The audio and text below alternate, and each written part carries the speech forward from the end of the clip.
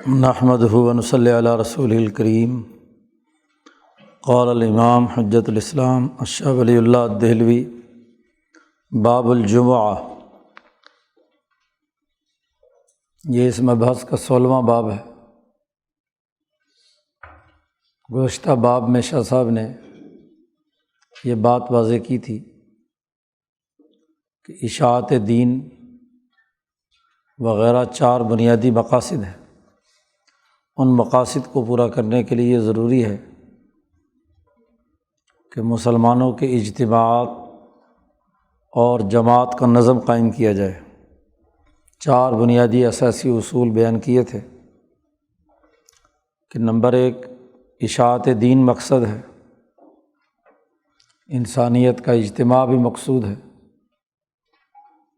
اور لوگوں کے درمیان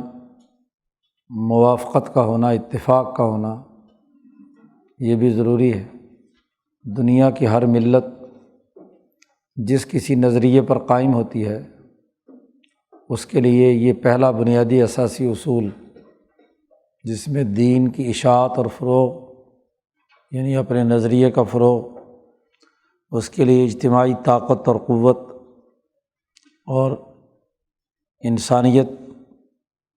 کو ایک جگہ پر متفق کرنے کا عمل۔ دوسرا اصول یہ بیان کیا تھا کہ اس نظریے اور فکر کے کرنے والے کون ہیں اور اس کو چھوڑنے والے کون ہیں، ان کے درمیان فرق و امتیاز پیدا کرنے کے لیے ایک اجتماعیت کی ضرورت ہے۔ دنیا کی ہر قوم، ہر اسکول اور کالج اپنی تعلیم کے نتائج دیکھنا چاہتا ہے کہ کون اس نتائج کے مطابق کام کر رہا ہے اور کون نہیں۔ اور تیسرا اصول یہ بیان کیا تھا کہ جب مسلمانوں کا اللہ سے تعلق کے ساتھ ایک خاص اجتماع ہوتا ہے اور ان کے دلوں میں کوئی دنیاوی غرض نہیں ہوتی، صرف اللہ کی رضا کے لیے جمع ہوتے ہیں، تو اللہ کی طرف سے برکات الہیہ کا ظہور ہوتا ہے، برکات الہیہ نازل ہوتے ہیں، اس کی ایک خاصیت پیدا ہوتی ہے۔ ایک چراغ جل رہا ہو تو اس کی 1 درجے کی روشنی ہے، اور 100 چراغ جل رہے ہوں تو اس کی روشنی کئی گنا 100 گنا بڑھ گئی۔ اور چوتھا اصول یہ بیان کیا تھا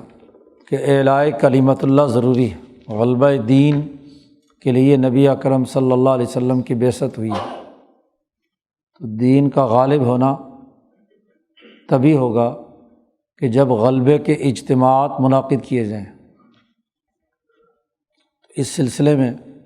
ان 4 اصولوں پر عمل کرنے کے لیے 2 طریقے بیان کیے تھے۔ ایک تو اشاعت یومیہ، یعنی روزانہ کی بنیاد پر کچھ ایسے اعمال ہونے چاہیے جس سے یہ 4 مقاصد پورے ہو جائیں۔ تو وہ اعمال جن میں انسانوں پر زیادہ بوجھ نہ ہو، تو اس کے لیے تو طے کیا گیا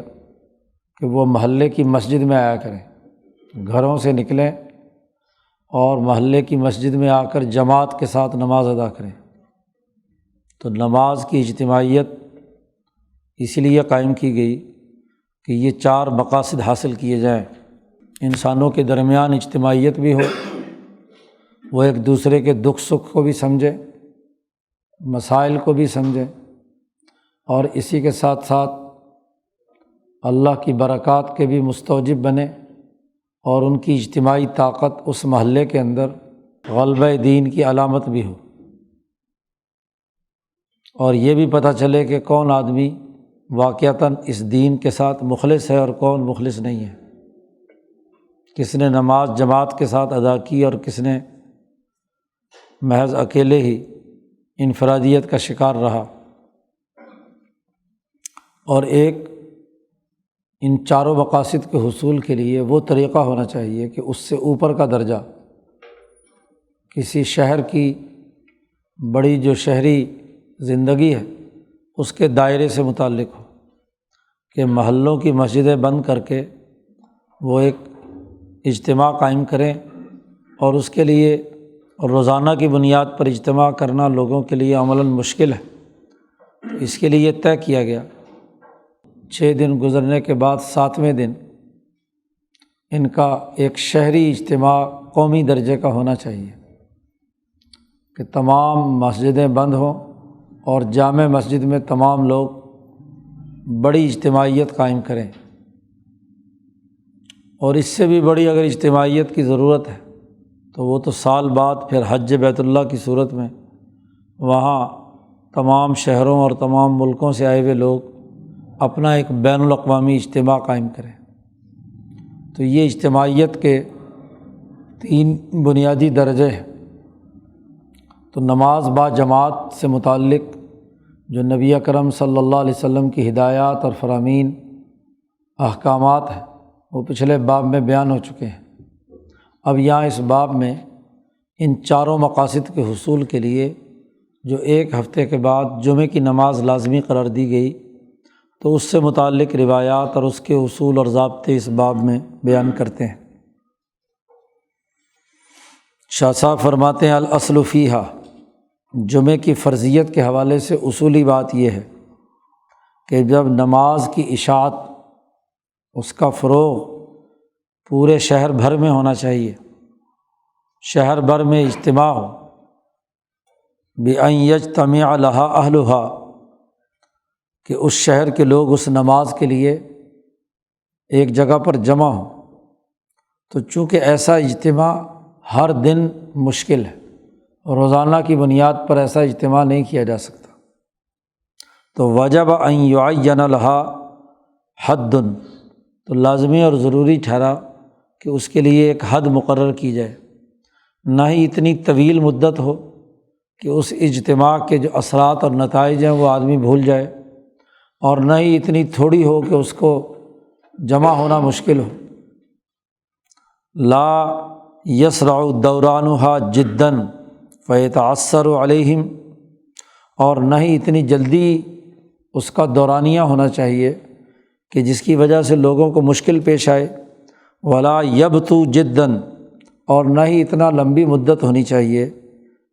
کہ فیفوتہم المقصود، کہ وہ جو 4 بنیادی مقاصد ہیں وہی فوت ہو کر رہ جائیں۔ مہینے کے بعد اجتماع ہو تو کسی کلاس کا کوئی سبق یا کوئی اجتماع مہینے بعد ہو تو پچھلا سبق سارا بھول جاتا ہے۔ تو ہفتہ ایک بڑا مناسب وقفہ ہے۔ وکان الاسبوع مستعملا فی العرب، ایک ہفتے کا استعمال عربوں میں بھی اور عجموں میں بھی، پوری دنیا میں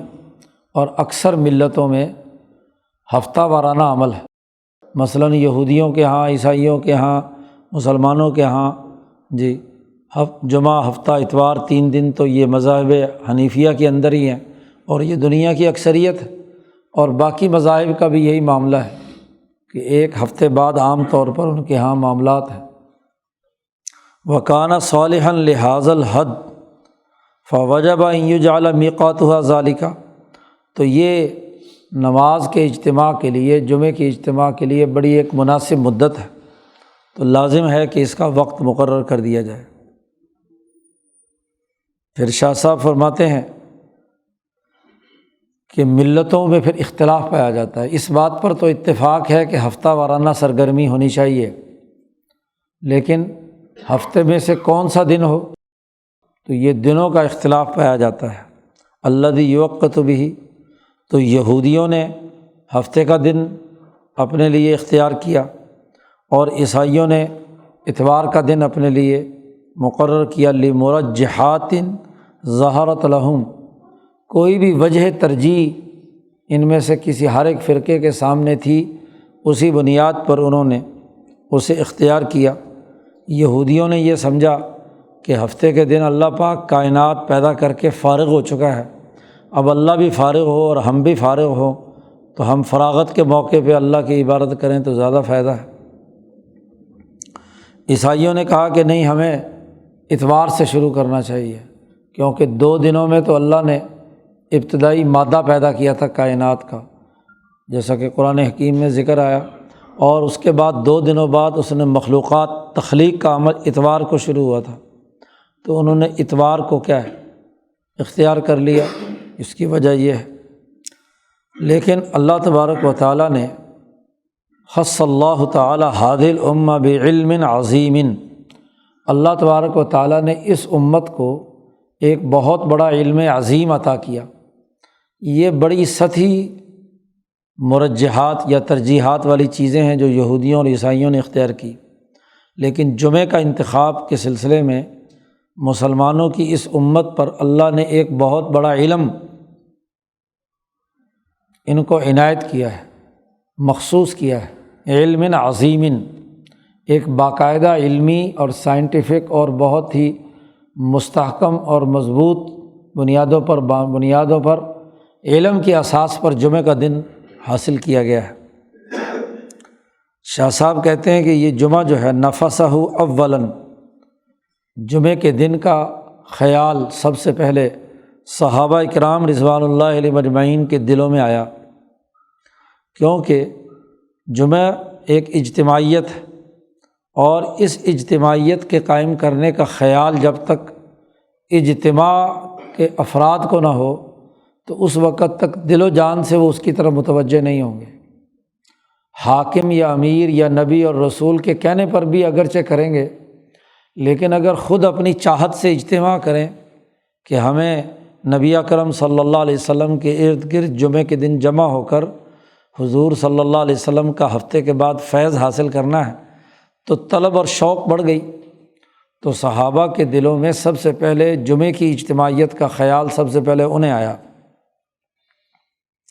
شاہ صاحب کہتے ہیں یہی وجہ ہے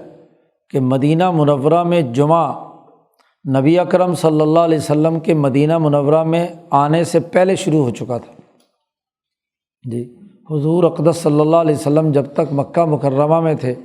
تو جمعے کی فرضیت نہیں ہوئی تھی، صرف نمازوں کی بات تھی، لیکن یہاں مدینہ منورہ میں حضور صلی اللہ علیہ وسلم جب ہجرت کر کے تشریف لائے ہیں تو آپ کی آمد سے پہلے ہی مسجد قباء کے اندر صحابہ نے جمعے کی اجتماعیت شروع کر دی تھی، جمعہ شروع کر دیا تھا، حتیٰ اقام الجمعۃ فی المدینہ، یہاں تک کہ انہوں نے مدینہ میں جمعہ شروع کر دیا تھا حضور صلی اللہ علیہ وسلم کی مدینہ آمد سے پہلے۔ جب نبی اکرم صلی اللہ علیہ وسلم مدینہ پہنچے اور آپ کو صحابہ کے اس عمل کا پتہ چلا تو آپ صلی اللہ علیہ وسلم پر دوسرے درجے میں اس کے بعد یہ بات منکشف ہوئی کہ واقعی ان لوگوں کے اندر طلب ہے، تو اس طلب کے مطابق مجھے ان کو فیضان پہنچانا چاہیے۔ کوئی استاذ اپنے علم خود منتقل نہیں کر سکتا کسی طالب علم میں جب تک طلباء کے اندر شوق اور اجتماعیت پیدا نہ ہو۔ وہ لاکھ چاہے کہ میں ان کو چیز منتقل کروں اور لوگ توجہ ہی نہ ہو، طلب ہی نہ ہو، اس کے لیے اجتماعیت ہی نہ ہو، تو ان کو کیا فائدہ حاصل ہوگا؟ تو سب سے پہلے صحابہ کے قلوب میں یہ بات پیدا ہوئی، تو حضور صلی اللہ علیہ وسلم نے جب صحابہ کے قلوب میں یہ چاہت، محبت اور طلب اس اجتماع کی دیکھی تو آپ کے دل میں بھی یہ خیال اللہ نے ڈالا کہ ضرور ان لوگوں کی اس چاہت اور محبت کا جواب ان کی تعلیم و تربیت کی صورت میں ضرور دینا چاہیے۔ چنانچہ بیان عطاہ جبرائیل، یہاں تک کہ جبرائیل علیہ السلام آئے ایک آئینہ لے کر، فیہا نقطۃ سودا، ایک کالا اور سیاہ نقطہ اس میں تھا، فعرفہ ما ارید بہذا المثال، اس مثال کی معرفت نبی اکرم صلی اللہ علیہ وسلم کو جبرائیل علیہ السلام نے سمجھائی، تو فعرفہ، آپ سمجھ گئے کہ آپ صلی اللہ علیہ وسلم کو وہ علم کی جو پھیلاؤ ہے صحابہ کے قلوب میں، اس کی عالم مثال میں جو مثالی نوعیت بنتی تھی وہ جبرائیل نے نبی اکرم صلی اللہ علیہ وسلم کو سمجھائی۔ وہ کیا علم تھا یا صحابہ پر اس علم کا منکشف کیا ہوا؟ شاہ صاحب اس علم کا خلاصہ آگے بیان کرتے ہیں۔ سب سے پہلے کہ جمعے کی جو فرضیت یا اس کی جو اجتماع کا علم ہے، یہ علم عظیم جو صحابہ کو عطا کیا گیا تھا، یہ اس کا خلاصہ کیا ہے؟ حاصل حاصل علم، اس علم کا حاصل اور خلاصہ یہ ہے۔ نمبر 1، شاہ صاحب باتیں نکات کی صورت میں بیان کرتے ہیں تو بات سمجھنا بھی آسان ہے، اور اس علم کے جو بنیادی نکات ہیں وہ بھی ذہن میں روشن ہو جاتے ہیں۔ سب سے پہلی بات جو واضح ہوئی وہ یہ کہ ان احق الاوقات باداء الطاعات هو الوقت، اللہ کی فرما برداری میں، اللہ کی عبادات کی ادائیگی کے لیے سب سے بہترین وقت وہ ہے کہ هو الوقت الذی یتقرب فیہ اللہ الی عبادہ، کہ وہ وقت جس میں اللہ تبارک و تعالیٰ اپنے بندوں کے قریب ہوتا ہے۔ جیسا کہ پیچھے نمازوں کے اوقات کے سلسلے میں شاہ صاحب یہ بحث کر رہے ہیں کہ 24 گھنٹوں میں یہ جو اوقات مخصوص 5 نمازوں کے ہیں، ان میں اللہ تبارک و تعالیٰ آسمان دنیا پر اس کی تجلیات پڑھتی ہیں، انوارات پڑھتی ہیں، اور وہ انسانی دلوں کو اپنی طرف کھینچتی ہیں۔ تو اللہ کی عبادت کے وہ اوقات جب اللہ قریب ہوتا ہے بندوں کے، اور اللہ ان کی دعاؤں کو سنتا ہے، جی یستجاب فیہ ادعیتہم، اس لیے کہ ایسا موقع جہاں اللہ کے انوارات اور تجلیات آسمان دنیا سے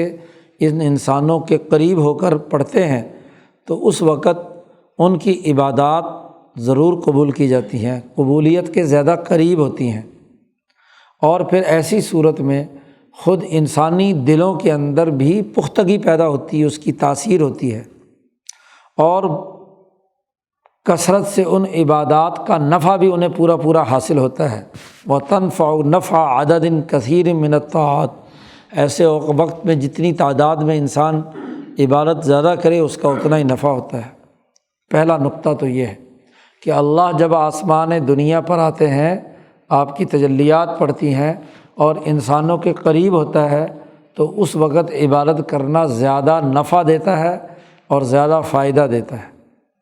اس علم کا دوسرا نقطہ یہ ہے کہ ان للہ وقتاً دائراً بدوران الاسبوع، اللہ تبارک و تعالیٰ کے کچھ خاص حالات ہیں کہ خاص وقت میں اللہ کی تجلیات دنیا میں نازل ہوتی ہیں، تو اس کا ایک سائیکل تو 24 گھنٹے میں 5 نمازوں کا ہے، اور ایک اس کا دائرہ ہفتے کے بعد ہے۔ ہفتے کے بعد اللہ کی قربت کا دائرہ زیادہ وسیع ہو جاتا ہے، جیسے جی طلوع و غروب اور زوال اور نماز کے جو اوقات کے اندر، جی حدیث پاک میں آتا ہے کہ صبح کے وقت، فجر کے وقت اللہ تبارک و تعالیٰ آسمان دنیا پر آتے ہیں اور لوگوں کو پکارتے ہیں کہ کیا کوئی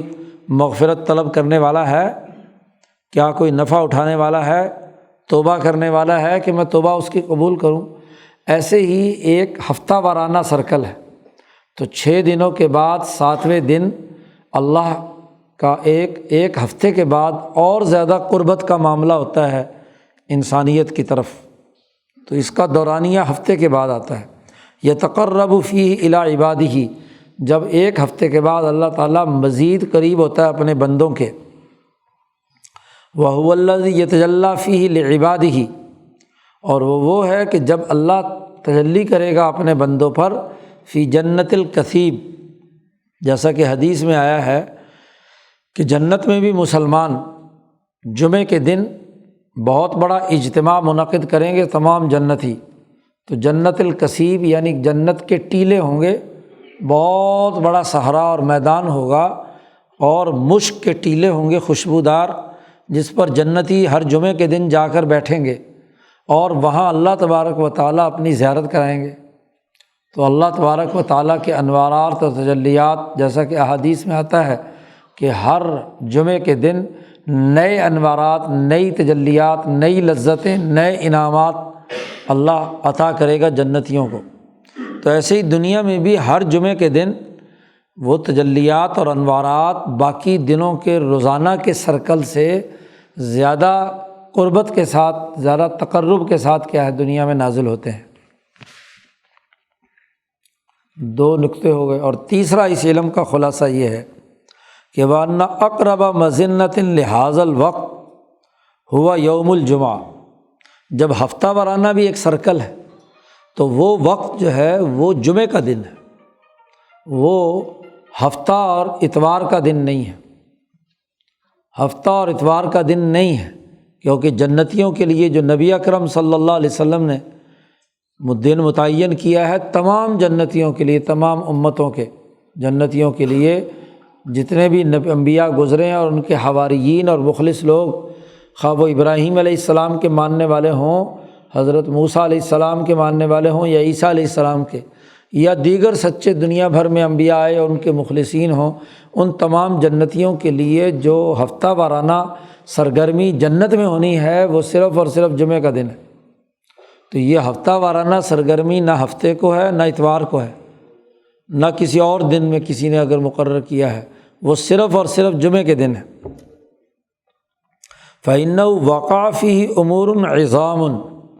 اس لیے کہ انسانیت کے ساتھ جمعے کے دن کا بڑا گہرا تعلق ہے۔ اس دن میں انسانی حوالے سے بڑے بڑے واقعات وقوع پذیر ہوئے ہیں۔ مثلاً نبی اکرم صلی اللہ علیہ وسلم نے فرمایا کہ سب سے بہترین دن پورے ہفتے میں وہ جمعے کا دن ہے جس پر سورج طلوع ہوتا ہے، طلعت علیہ الشمس، اور روزانہ جو سورج طلوع ہوتا ہے ان دنوں میں سب سے بہترین دن جمعہ کا دن ہے۔ کیوں؟ نبی اکرم صلی اللہ علیہ وسلم نے فرمایا کہ یہ جمعہ کا دن وہ دن ہے جس میں آدم علیہ السلام پیدا کیے گئے،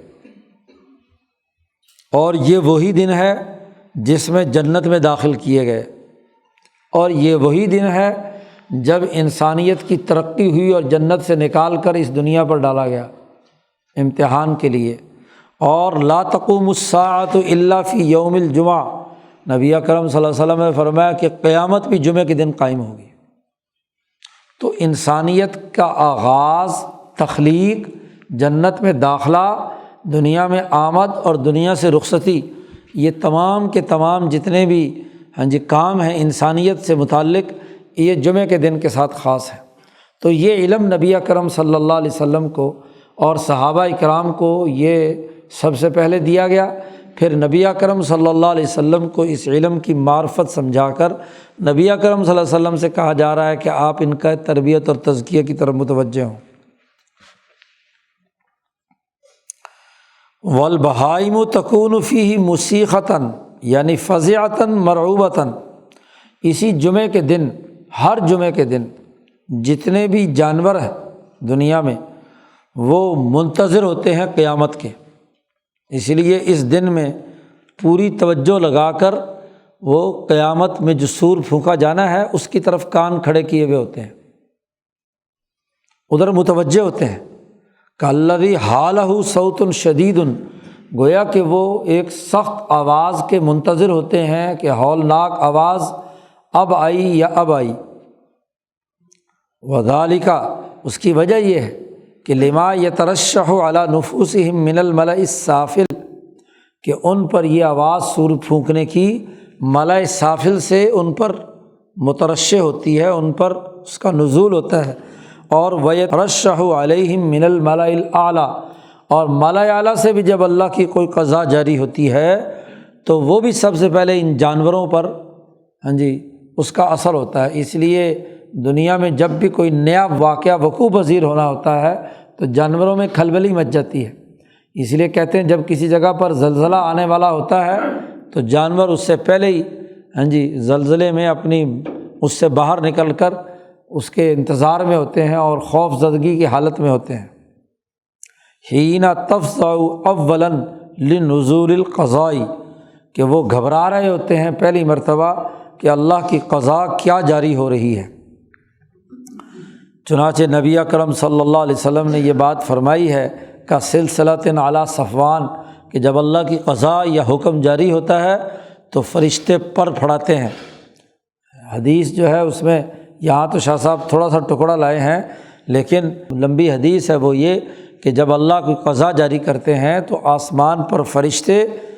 وہ اپنے پر پھڑاتے ہیں، اور اس طریقے سے جیسے پتھر پر، چکنے پتھر پر زنجیر کھنچ رہی ہو، سلسلۃ علی صفوان، اور ان کے دلوں میں گھبراہٹ طاری ہوتی ہے۔ قرآن نے کہا فَإِذَا فُزِّعَ عَنْ قُلُوبِهِمْ قَالُوا مَاذَا، جب گھبراہٹ ختم ہوتی ہے تو پوچھتے ہیں کہ کیا ہوا، کیا قضا جاری ہوئی؟ تو جو قضا جاری ہوتی ہے وہ اس کا اعلان کیا جاتا ہے، تو پھر کہتے ہیں قال الحق، بالکل سچی بات تمہارے رب نے نازل کی ہے۔ ماذا قال ربکم، اس کے جواب میں کہا جاتا ہے قال الحق۔ وقد حدث النبی صلی اللہ علیہ وسلم بہذہ النعمہ، یہ تین اصولوں پر مشتمل یہ جو علم عظیم جمعے کے بارے میں نبی اکرم صلی اللہ علیہ وسلم اور صحابہ کو عطا کیا گیا، اس نعمت کو خود نبی اکرم صلی اللہ علیہ وسلم نے بھی بیان فرمایا، جیسا کہ ان کے رب تبارک و تعالیٰ نے انہیں حکم دیا تھا۔ فقال، نبی اکرم صلی اللہ علیہ وسلم نے فرمایا، نحن، ہم لوگ آخر میں آئے ہیں لیکن قیامت میں سب سے آگے ہوں گے، السابقون یوم القیامہ، یعنی جنت میں ہمارا داخلہ سب سے پہلے ہوگا امت محمدیہ کا، یا یہ کہ حساب کتاب سب سے پہلے امت محمدیہ کا شروع ہوگا۔ نبی اکرم صلی اللہ علیہ وسلم نے فرمایا صرف ایک فرق ہے کہ ہم سے پہلے جو لوگ گزرے ہیں ان کو ہم سے پہلے کتاب دی گئی، کتاب دینے میں وہ ہم سے پہل میں ہیں اور ہمیں کتاب بعد میں دی گئی، اور جب کتاب دینے کا معاملہ پہلے ہو تو یہ کوئی سبقت اور آگے بڑھنے کی بات نہیں ہے، کیونکہ ہر کتاب کا جو پہلا ایڈیشن ہوتا ہے وہ ابھی ابتدائی مرحلہ ہوتا ہے، دوسرا ایڈیشن اس سے زیادہ جامع ہوتا ہے، اور جو تیسرا اور چوتھا ایڈیشن ہوتا ہے وہ سب سے زیادہ جامع ہوتا ہے۔ کسی کتاب پر کسی مصنف نے تیسری چوتھی دفعہ نظر ثانی کی ہو، نظر ثالث اور نظر رابع کی ہو تو وہ بڑا پرفیکٹ قسم کا بڑا جامع تر ہوگا۔ تو کتاب کا یہ قرآن حکیم جو حنیفی تحریک کا ایڈیشن ہے یہ سب سے زیادہ جامع معنی ہے۔ تو کتاب میں پہلے ہونا بس یہ ہے کہ ان کے پاس پہلے کتاب آئی تھی، ورنہ السابقون یوم القیامہ، قیامت کے دن ہم آگے ہوں گے، باقی سب پیچھے ہوں گے۔ اس ایک پہلو سے وہ پہلے والے لوگوں کو ترجیح ہے، فإن اليہود والنصارى، اس لیے کہ یہود اور نصارہ اس سلسلے میں ہم سے پہلے ہیں۔ پھر نبی اکرم صلی اللہ علیہ وسلم نے فرمایا کہ ثم ھذا یومہم الذی فرض علیہم، یہی بات بخاری کی اس روایت میں نبی اکرم صلی اللہ علیہ وسلم نے فرمائی کہ اللہ پاک نے یہودیوں سے کہا کہ ہفتے میں ایک دن تمہیں اجتماعی عبادت کرنی ہے تو دن منتخب کرنا تمہاری ذمہ داری ہے۔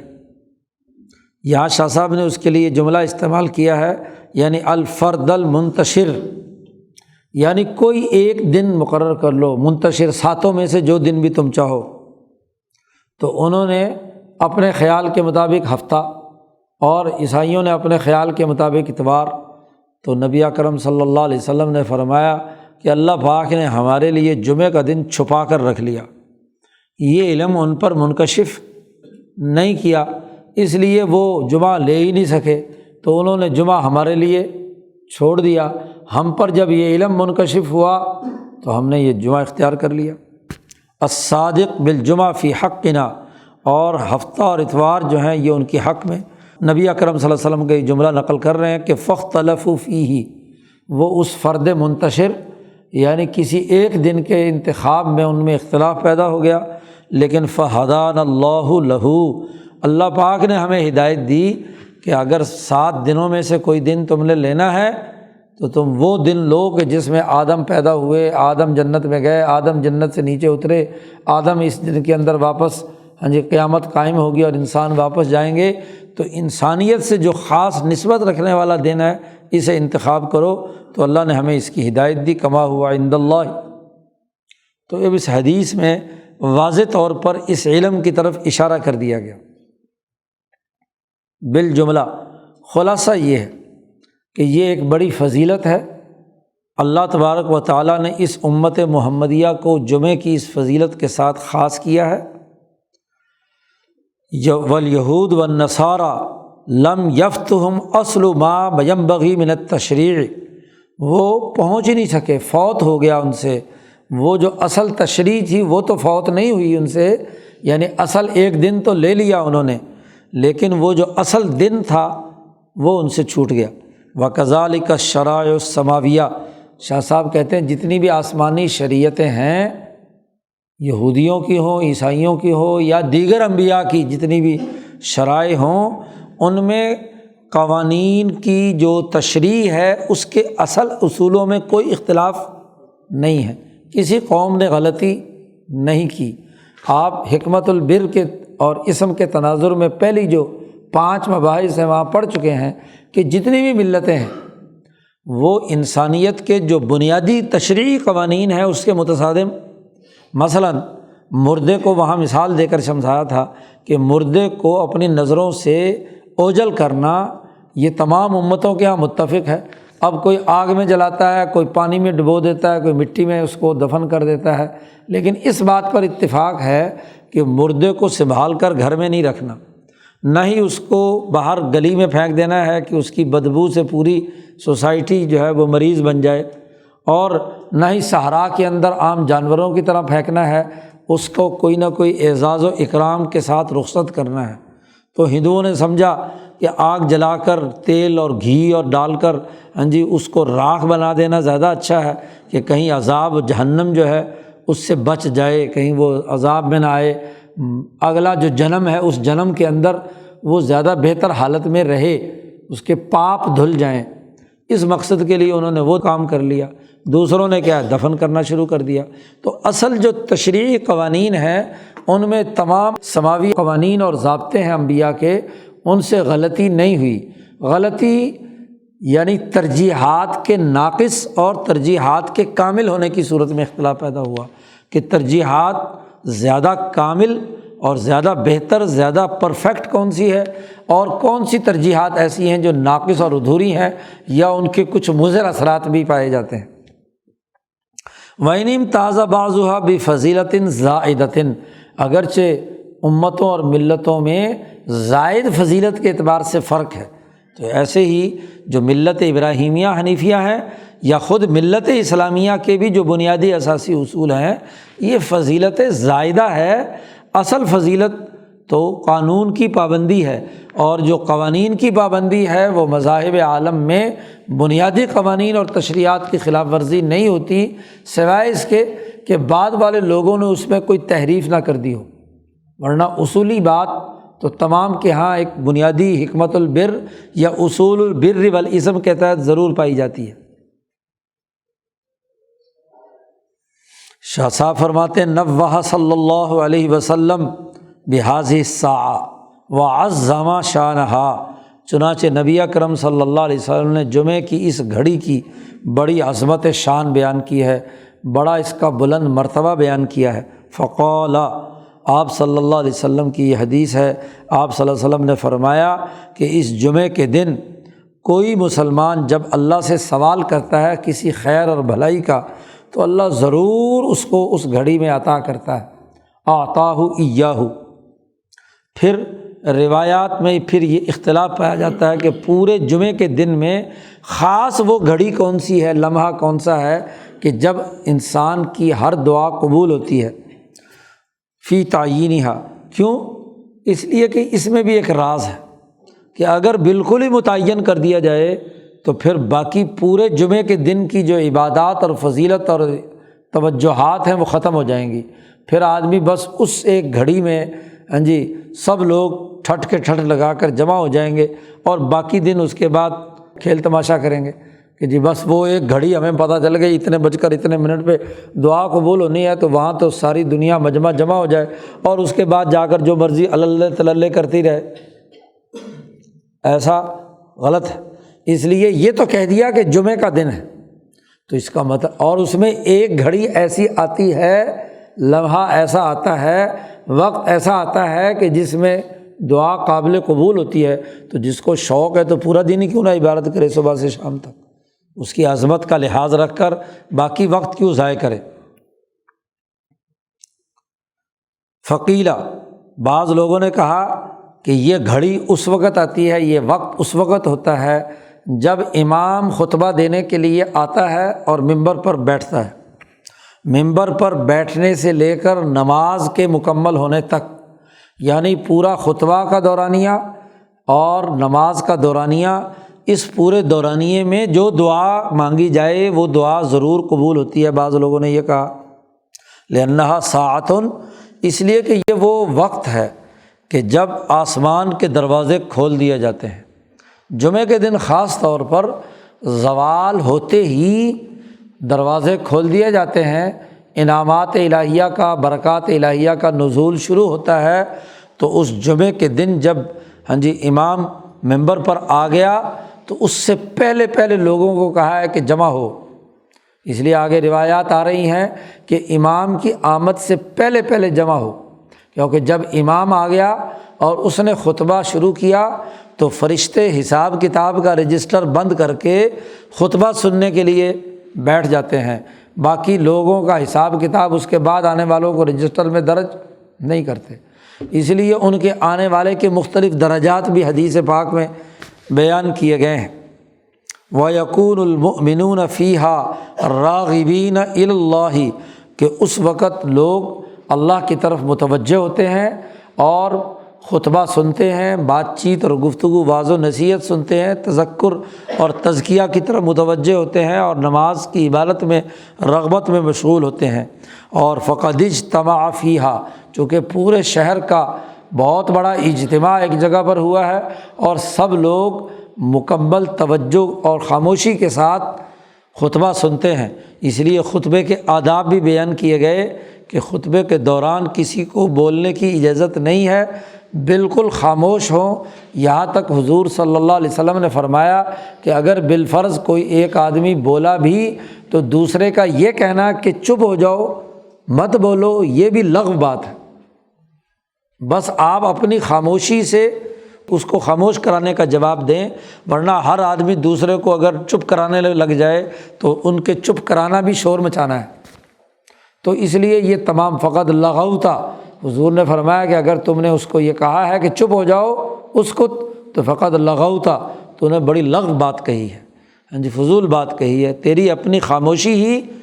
اس کا جواب ہے اور اس کو خاموش رکھنا ہے۔ تو جب اللہ کی طرف متوجہ ہوتے ہیں تو اللہ کی طرف سے آسمان و زمین کی برکات اس پر نازل ہوتی ہیں۔ زیادہ تر لوگوں کی رائے یہی ہے کہ یہ جو جمعے کا خطبے اور نماز کا جو دورانیہ ہوتا ہے یہ دعا کا وقت ہے، اس کے لیے ضروری نہیں ہے کہ ہاتھ اٹھا کر باقاعدہ بلند آواز سے دعا مانگے، قلب کا متوجہ کرنا اور قلب سے اللہ کی طرف سے مانگنا یہی اصل میں دعا ہے اور یہی دعا قبول ہوتی ہے۔ بعض لوگوں نے کہا کہ عصر سے لے کر سورج کے غروب ہونے تک کا وقت ہے، لأنها وقت نزول القضاء کیونکہ یہ پورے دن کے تمام اعمال کے فیصلوں کا دن ہے،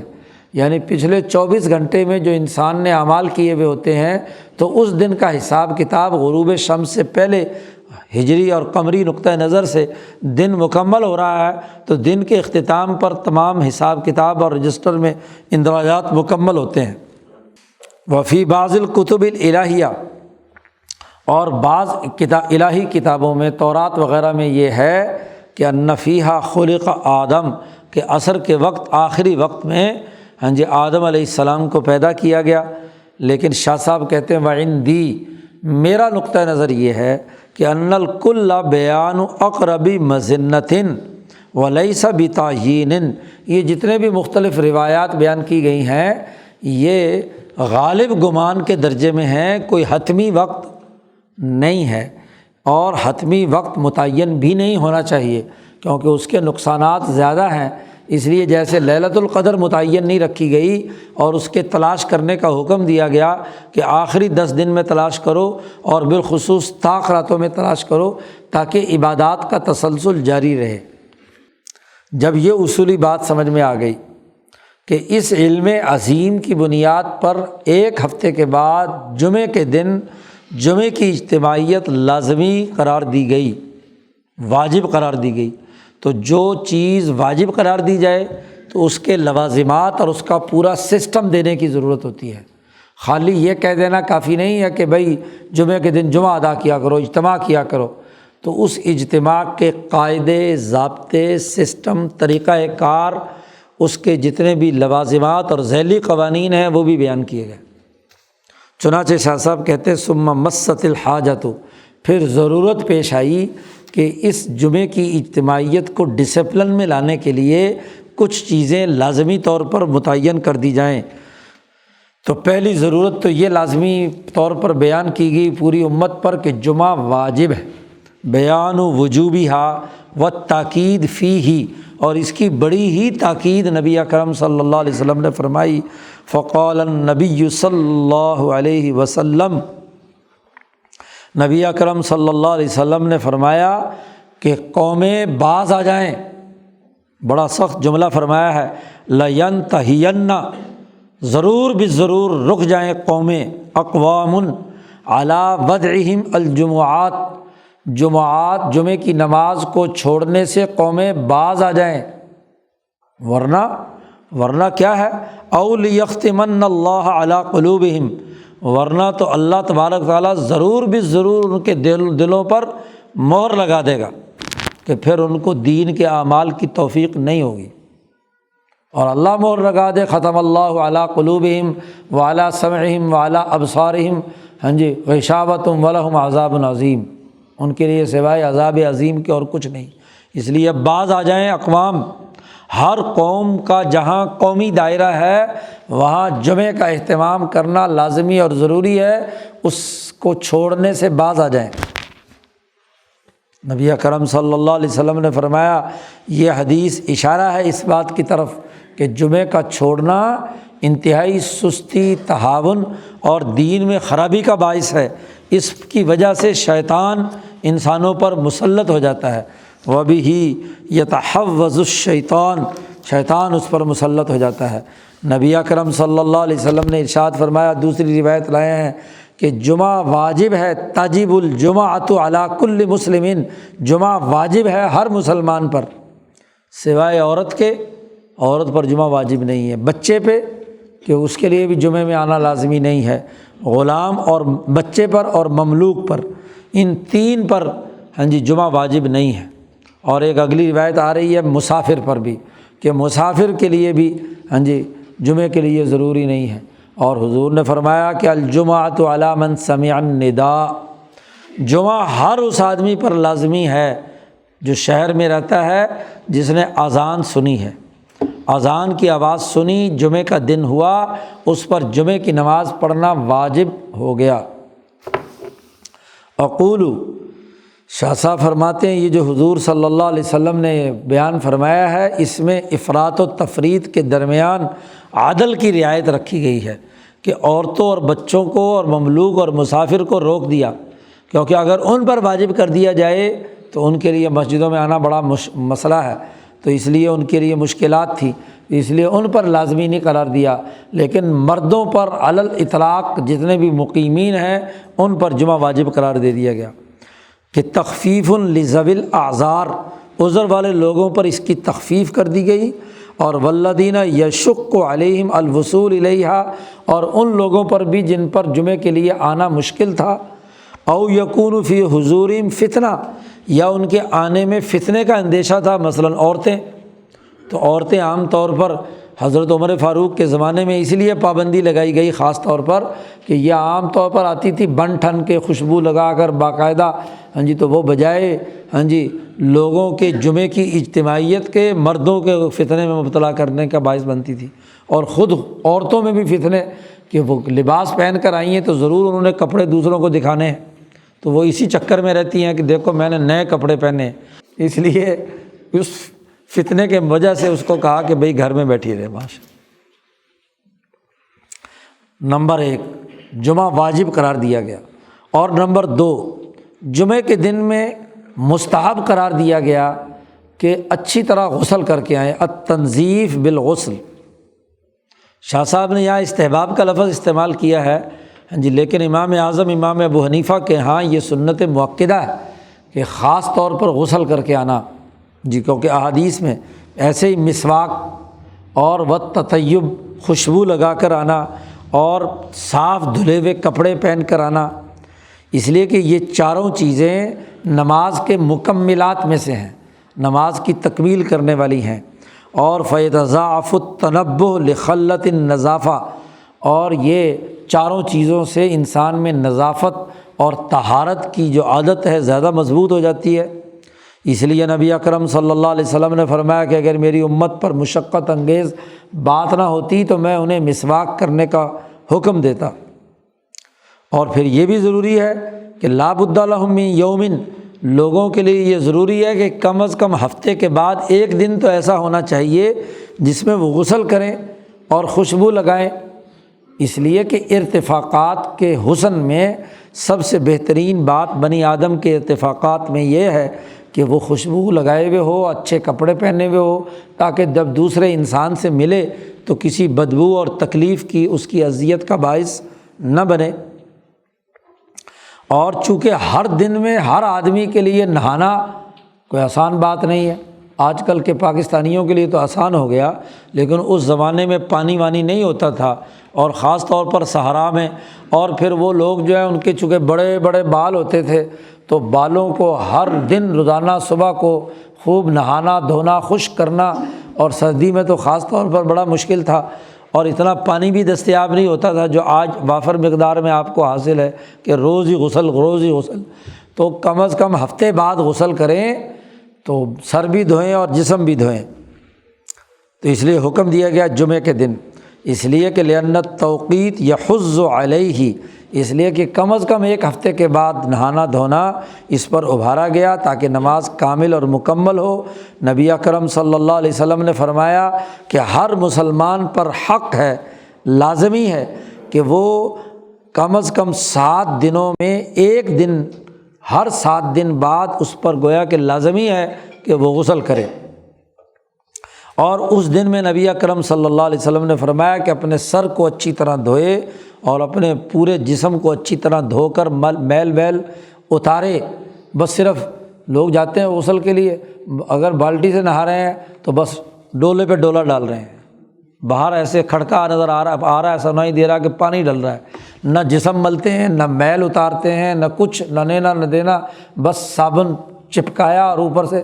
بھائی جسم تو ملو، کوئی طریقہ کار ہوتا ہے، اور ایسے یا شاور کے نیچے کھڑے ہو جائیں گے تو بس پانی بہا رہے ہیں۔ پانی ڈالنا یہ کوئی غسل تو نہیں ہے، آنکھیں صاف نہیں کی، مواد جمع ہوا ہے تو یہ نہانا تو نہیں ہے نا۔ نہانا تو اچھے طریقے سے کیا ہے، سلیقے کے ساتھ، پاؤں پر اتنا میل جمع ہوا ہے، ناخن اتنے بڑے ہوئے ہیں، تو جمعے کے دن تو ان تمام چیزوں کی صفائی کا حکم دیا گیا۔ ناخن کاٹے ہوئے ہوں، بال تراشے ہوئے ہوں، صحیح طریقے سے بال بڑے ہوئے ہیں، کوئی داڑھی ادھر جا رہی ہے، بال جو ہیں وہ بکھرے ہوئے ہیں، تو برا حال آدمی کو بہتر انداز میں اپنے آپ کو درست کرنا چاہیے۔ شاہ صاحب نے اس کی بڑی تفصیلات بیان کی ہیں بدور بازغہ میں۔ تو بہرحال لأنہم کانوا، اس لیے کہ اس زمانے کے لوگ خاص طور پر صحابہ کانوا عملۃ انفسہم، جمعے کی حقیقت حضرت عائشہ صدیقہ نے بیان فرمائی کہ نبی اکرم صلی اللہ علیہ وسلم نے جمعے کو خاص طور پر غسل کا اس لیے کہا کہ مسجد نبوی بڑی چھوٹی تھی، تمام صحابہ اپنے محنت کش تھے، اپنے کام خود کرتے تھے، اور کام کرنے کے نتیجے میں ان کو پسینہ آتا تھا، صوف کا موٹا جھوٹا لباس اس زمانے میں تھا وہ پہنتے تھے، تو 7 دن تک پسینے کی وجہ سے جسم میں اتنی بدبو ہوتی تھی کہ جب وہ جمعے کے دن آتے اور مسجد تنگ تھی، جب ان کا اجتماع ہوتا تو بدبو سے مسجد دماغ وہاں ٹھہرنا مشکل ہوتا، دماغ پھٹنے کو ہوتا۔ تو صلی اللہ علیہ وسلم نے جب یہ دیکھا کہ نماز پڑھنی مشکل ہے تو تمام صحابہ سے کہا کہ جمعے کے دن آیا کرو تو غسل کر کے آیا کرو، اور کپڑے دھو کر صاف ستھرے بن کر آیا کرو، تاکہ کیا ہے دوسروں کو تکلیف نہ دو۔ کان لہم، اس لیے حضرت عائشہ فرماتی ہیں کہ جب وہ جمع ہوتے تھے تو ایسی بو آتی تھی جیسے وہ جو کیا نام ہے بھیڑیں ہوتی ہیں، بھیڑوں کا اجتماع ہوتا ہے اور ان کے اون سے بو پھوٹ رہی ہوتی ہے، تو چونکہ اسی کا لباس موٹا جھوٹا پہنا ہوا ہوتا تھا تو اس میں سے بھیڑوں چرانے اور بکریاں چرانے کی وہ پوری بو مسجد کے اندر پھیل جاتی تھی۔ تو فَأُمِرُوا بِالْغُسْلِ، تو ان کو غسل کا حکم دیا گیا تاکہ لوگوں کو جو جماعت کی اجتماع سے تنفر ہو، اس اجتماع میں خاص طور پر جو حساس لوگ ہیں ان کے لیے تو جمعہ پڑھنا ہی بڑا مشکل ہو جائے گا، تو وہ دور بھاگیں گے، تو اس کے لیے، اور اجتماع کے زیادہ قریب ہے کیونکہ خوشبو ہوگی، اچھا ماحول ہوگا تو زیادہ سے زیادہ لوگ اس میں جمع ہوں گے۔ ابن عباس رضی اللہ تعالیٰ عنہ نے اور حضرت عائشہ صدیقہ رضی اللہ تعالیٰ عنہما نے اس پر تفصیلی روایات ہیں جو بخاری مسلم میں بیان ہوئی ہیں۔ تو دوسری لازمی چیز اس دن جمعے کے اندر غسل کرنا، خوشبو لگانا، صاف ستھرے کپڑے پہننا، اور پھر اس اجتماع میں آنا۔ حتیٰ کہ جمعے کے دن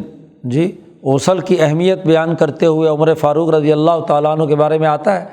بخاری میں روایت ہے کہ حضرت عمر فاروق جمعہ پڑھا رہے تھے، خطبہ دے رہے تھے، تو خطبے کے دوران ہی حضرت عثمان ابن عفان رضی اللہ تعالیٰ عنہ تشریف لائے، تو چونکہ مسجد کے آخر میں آئے تھے تو وہیں جوتوں میں بیٹھ گئے۔ تو حضرت عمر نے خطبہ روکا اور کہا ما بال اقوام، لوگوں کو کیا ہو گیا کہ وہ جمعے کے دن جو ہے خطبے کے دوران آتے ہیں، خطبے سے پہلے کیوں نہیں آئے؟ تو حضرت عثمان نے معذرت کی کہ میں بازار میں تھا، میں نے اذان سنی، تو اذان سن کر کیا ہے بھاگا بھاگا آیا ہوں، اور چونکہ جمعہ جا رہا تھا تو اس لیے میں نے وضو کیا، تو میں تو صرف وضو کر کے آیا ہوں۔ اچھا، حضرت عمر نے کہا اچھا، ایک تو دیر سے آئے اور پھر صرف وضو کر کے آئے، کیا تمہیں پتہ نہیں کہ نبی اکرم صلی اللہ علیہ وسلم نے فرمایا ہے کہ جمعے کے دن غسل کر کے آؤ؟ تو پھر غسل کر کے بھی نہیں آئے اور صرف وضو کر کے آئے، اور اتنی دیر تک تم بازار کے اندر رہے۔ تو جمعے کے دوران ہی ڈانٹ دیا، اور وہ بھی عثمان جو ان کے بعد جانشین بننے والے ہیں، کہ ایک خلاف ورزی، ڈسپلن توڑا ہے۔ اسی لیے حضرت عثمان کا جب زمانہ آیا تو حضرت عثمان نے لوگوں کو خود ان کے اوپر بیتی تھی، اس لیے حضرت عثمان نے پھر 2 اذانیں کر دیں۔ ایک پہلی اذان، چونکہ جو پہلے حضرت عمر کے زمانے میں، ابو بکر کے زمانے میں، حضور کے زمانے میں ایک ہی اذان ہوتی تھی، اور جیسے ہی اذان ختم ہوئی تو فوراً امام نے خطبہ شروع کر دیا، اور امام نے خطبہ کیا تو نماز ہو گئی۔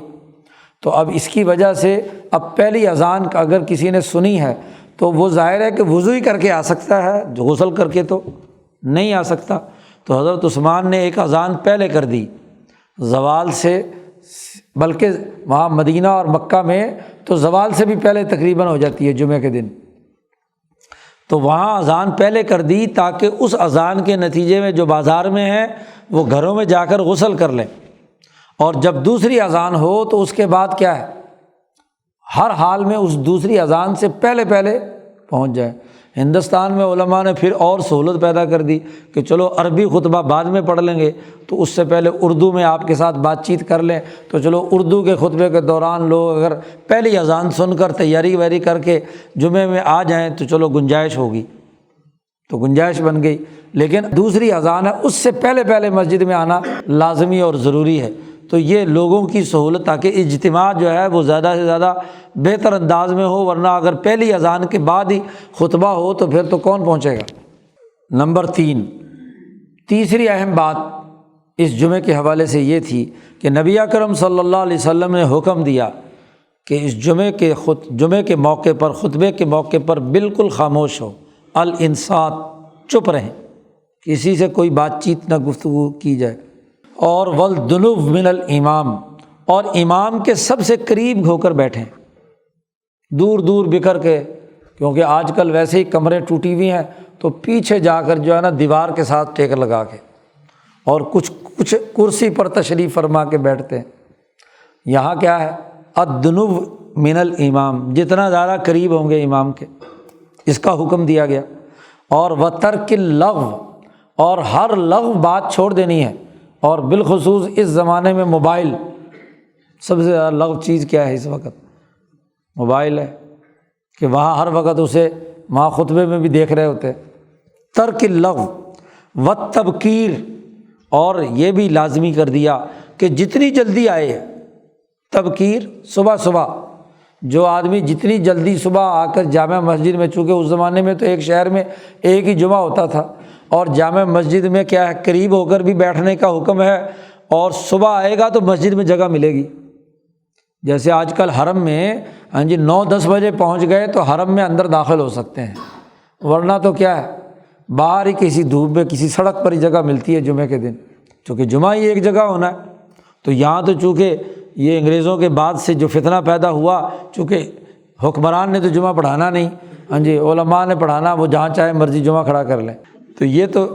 غلامی کا اور زوال کا معاملہ ہے، ورنہ اصل تو یہ ہے کہ پورے شہر میں صرف شاہی مسجد کے اندر جمعہ ہو، اور جو گورنر اور چیف منسٹر ہے وہ جمعہ پڑھائے، اس کے علاوہ کوئی اور جمعہ نہ پڑھائے، یا اس کا مقرر کردہ پڑھائے۔ تبکیر لیکون ادنیٰ الی استماع الموعظہ، چاہے وہ بات چیت اور گفتگو سننے میں قریب تر ہو کر بیٹھے گا تو اچھی طرح سمجھ میں آئے گی، اور والتدبر فیہا، اور جب امام کے قریب ہوگا اور اس کے بالکل سامنے ہو کر توجہ سے سنے گا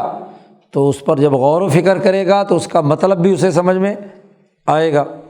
ایسے ہی وبالمشی و ترک الرکوب، نبی اکرم صلی اللہ علیہ وسلم نے یہ بھی حکم دیا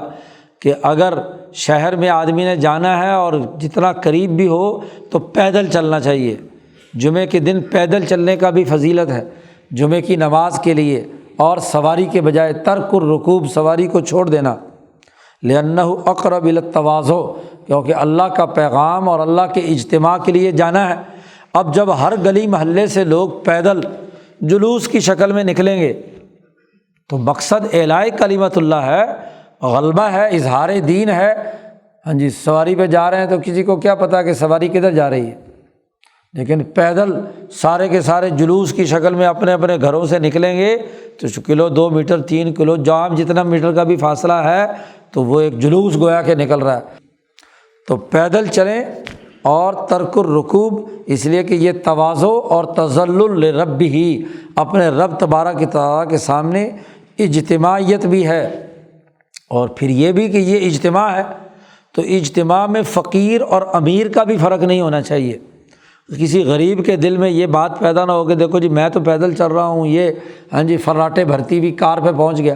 یہ جناب سواری پہ پہنچ گیا یا گھوڑے پہ پہنچ گیا۔ جمعہ اجتماعیت کا دن ہے، اور اجتماعیت میں سبھی ہاں جی کھڑے ہو گئے ایک ہی صف میں، محمود و ایاز، نہ کوئی بندہ رہا نہ کوئی بندہ نواز۔ لأن الجمعہ آتا اس لیے کہ جمعہ تجمع المملک والمسری، فقیر اور مالدار دونوں نے جمع ہونا ہے۔ اور فلعل من لا یجد مرکوب، جو آدمی سواری نہیں پاتا تو اسے شرم آئے کہ جی دیکھو لوگ کیا کہیں گے کہ میں پیدل جا رہا ہوں، بیچارے کے کپڑے بھی اگر ہوں، جوتا بھی پھٹا ہوا ہو تو پھر تو اور زیادہ وہ کہے گا کہ دیکھو جی یہ تو بڑے لوگوں کا اجتماع ہے۔ تو مستحب بنایا گیا کہ یہ جو امیر اور غریب کا فرق ہے اس کا دروازہ بند ہونا چاہیے، اس لیے حکم دیا گیا کہ پیدل سفر کریں۔ نمبر 4، چوتھی بات یہ ہے وَإِلَىٰ اسْتِحْبَابِ الصَّلَاةِ قبل الخطبہ۔ جی کوئی آدمی ہاں جی خطبے سے پہلے پہلے مسجد میں آ جائے تو تحیۃ المسجد پڑھے، کوئی اور نفلیں پڑھے، تو آ کر مسجد میں حق ہے وہاں نماز پڑھے۔ لما بینا من سنن رواتب، جو ہاں جی سنن مؤکدات ہیں، 4 رکعتیں جو ہیں مثلاً وہ ہم نے جیسے پیچھے بیان کی تھی تو وہ پڑھے۔ فَإِذَا جَاءَ وَالْإِمَامُ يَخْطُبُ فَلْيَرْكَعْ رَكَعَتَيْنِ، یہاں ایک اختلافی مسئلہ چھیڑ دیا۔ احادیث میں ہے کہ اگر امام خطبہ بھی دے رہا ہو اور کوئی آدمی اس وقت وہاں پہنچا ہے تو اس کو چاہیے کہ 2 رکعت نماز پڑھ لے۔ یہ امام شافعی کا اور امام احمد، امام مالک کا، محدثین کا نقطہ نظر ہے۔ لیکن امام اعظم امام ابو حنیفہ کے ہاں امام جب خطبہ شروع کر دے تو پھر کوئی نماز نہیں پڑھی جا سکتی۔ اگر کوئی نماز پڑھ بھی رہا ہے اسے نماز اپنی مختصر کر کے سلام پھیر دینا چاہیے۔ وجہ کیا ہے؟ امام صاحب یہ فرماتے ہیں کہ جمعہ جب مقصد اجتماع کا ہے اور مقصد میں خطبہ 2 رکعتوں کی جگہ پر ہے تو خطبہ سننا واجب ہے۔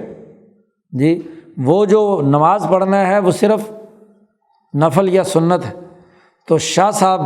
حنفیوں کے یہاں خلاف ہیں، اور بڑے سخت جملے بھی شاہ صاحب نے یہاں حنفیوں کے خلاف استعمال کیے ہیں۔ شاہ صاحب کہتے ہیں کہ جب امام خطبہ بھی دے رہا ہو تو جو بعد میں آئے تو 2 رکعت نماز پڑھے، اور وَلْيَتَجَوَّزْ فِيهِمَا، اگر پہلے پڑھ رہا ہے تو جاری رکھے، تاکہ یہ سنت راتبہ ہے اور خطبے کا بھی ادب ہے، جمیعاً بقدر الامکان، دونوں چیزیں ہیں۔ شاہ صاحب نے کہا کہ تمہیں دھوکے میں نہ ڈالے اس مسئلے میں تمہارے شہر کے مفتی، جی بما یلحج بہ اہل بلدی کا، تیرے شہر کے جو اہل علم ہیں یعنی حنفی، ان کا اس مسئلے میں جو اختلاف ہے وہ تجھے غرور میں مبتلا نہ کرے، اس لیے کہ فإن الحدیث صحیح، حدیث صحیح ہے، واجب اتباعہ، اس کی اتباع کرنا واجب ہے۔ یہ شاہ صاحب کہتے ہیں صحیح حدیث ہونے کی وجہ سے اس پر عمل ہونا چاہیے۔ اب یہ حدیث مسلم شریف کی ہے، اور اس حدیث کا جس کا شاہ صاحب نے یہاں حوالہ دیا، سب سے بہترین حدیث جو ہے وہ یہ ہے کہ نبی اکرم صلی اللہ علیہ وسلم منبر پر تشریف بیٹھ چکے تھے، ایک صحابی آئے سلیک، اور وہ نماز پڑھنے سے پہلے بیٹھ گئے۔ نبی اکرم صلی اللہ علیہ وسلم نے فرمایا کیوں بیٹھ گئے، تم نماز کیوں نہیں پڑھی تم نے؟ تو انہوں نے نماز پڑھی، 2 رکعت نماز پڑھی۔ اور اس حدیث میں یہ ہے کہ حضور صلی اللہ علیہ وسلم اتنی دیر خاموش بیٹھے رہے اس کے انتظار میں۔ جب اس نے نماز پڑھ لی تو پھر آپ صلی اللہ علیہ وسلم نے خطبہ شروع کیا۔ اب یہ حدیث صحیح ہے، شاہ صاحب اس حدیث کو لے کر آئے ہیں، لیکن یہی حدیث امام ابو حنیفہ کا مستدل بھی ہے کہ حضور صلی اللہ علیہ وسلم نے اس دوران خاموشی اختیار کیے رکھی، اگرچہ ممبر پر بیٹھے رہے رعایت میں ان کی، لیکن آپ نے خطبہ ارشاد نہیں فرمایا۔ تو اس کا مطلب یہ کہ خطبہ شروع ہو جائے تو پھر تو کیا ہے، نماز نہیں ہونی چاہیے۔ بہرحال فقہاء میں اختلاف ہے، تو جس کا جی چاہے کرے، جس کا جی چاہے دوسرے مسئلے پہ عمل کرے۔ تو بہرحال چوتھی بات اس کو مستحب قرار دیا ہے شاہ صاحب نے، وَإِلَى النَّهِي یعنی تخطی۔ پانچویں بات یہ ہے کہ یہ بڑا اجتماع ہے، تو اجتماع میں ہر آنے والے کو چاہیے کہ وہ خود پہلی صف میں آ کر اس صف میں جہاں موجود ہو، فرجہ موجود ہو، وہاں آ کر بیٹھے۔ یہ نہ ہو کہ بعد میں آنے والا آگے اگر جگہ خالی پڑی ہو اس کو دیکھ کر لوگوں کی گردنوں پہ سے چھلانگ لگاتا ہوا وہاں پہنچے۔ تو جن لوگوں سے غفلت اب تک ہوئی ہے ان کو معافی مانگنی چاہیے۔ لوگوں کی کندھوں سے الاگ کر جانا یہ درست نہیں ہے، اس کے اوپر سے چھلانگ لگا کر جانا، تو اس سے منع فرمایا۔ النہی یعنی تخطی۔ اور یہ بھی قطعی مناسب نہیں ہے کہ دو مثلاً سگے بھائی پاس بیٹھے ہوئے ہیں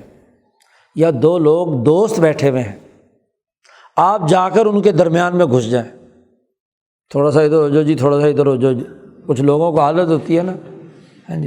تو ویسے لوگوں میں گھسنا جو ہے نا یہ درست بات نہیں ہے، حالانکہ جگہ تھوڑی ہوتی ہے۔ تو وہی وہ دو آدمی یا دو جاننے والے، جان پہچان والے آپس میں کوئی گفتگو کر رہے ہیں، آپ اس اجتماع میں پہنچے اور اپنی جگہ بنانے کے لیے ان کے درمیان تفریق آئے ہیں، اجتماع کے لیے آئے ہیں، جمعے کے لیے، اور کام کون سا کر رہے ہیں، تفریق کا، تو یہ بھی منع فرمایا۔ ایسے ہی وَإِقَامَةِ أَحَدٍ لِيُخَالِفَ إِلَىٰ مَقْعَدِهِ، آگے آ کر کوئی چھوٹا بیٹھا ہوا ہو نا تو اٹھو، تو اٹھ، اب بڑیاں نو جگہ دے، سینئر ہے، تو یہ بھی غلط بات ہے۔ نبی اکرم صلی اللہ علیہ وسلم نے منع فرمایا کہ کسی کو کسی جگہ سے اٹھا کر وہاں خود بیٹھنا، خود بیٹھنے والے کو تو بالکل ہی جائز نہیں ہے نا۔ اگر کوئی دوسرا ویسے اشارہ کرے اور وہ خود اپنی مرضی سے جگہ چھوڑ دے سینئر کے لیے تو الگ بات ہے، لیکن خود سینئر صاحب آ کر کہیں کہ تو پیچھے چل اور مجھے یہ، کیونکہ جب اجتماع ہے اور اجتماع میں محمود و ایاز کا کوئی فرق نہیں ہے، غریب اور امیر کا کوئی فرق نہیں ہے، اگر اس کی اجازت دی جائے تو ہر مالدار آ کر کیا کرے گا،